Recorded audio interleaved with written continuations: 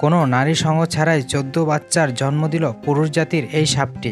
13 বছর বয়সে পুরুষ জাতের এই সাপটির পেট থেকে জন্ম দেয় এসব সাপের বাচ্চা, দেখে বিস্মিত বিশ্ববাসী।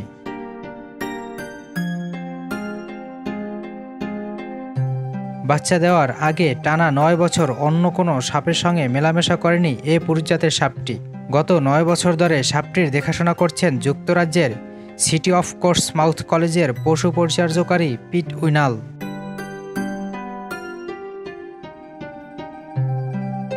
সন্তান জন্মদানের সময় উপস্থিত ছিলেন না পিট উইনাল। শিক্ষার্থীদের থেকে সাপটির পাশে অনেকগুলো বাচ্চা ঘুরে বেড়ানোর খবর পেয়েই ঘটনাস্থলে ফিরে এসে এসব বাচ্চা দেখতে পান তিনি।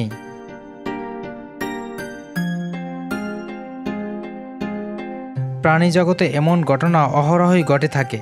কোনো ধরনের সংক্রমণ ছাড়াই পোকামাকড়ও সন্তান উৎপাদন করতে পারে। সাধারণত নিজেদের মধ্যে ক্রনিং এর মাধ্যমে সক্ষমতা অর্জন করে তারা।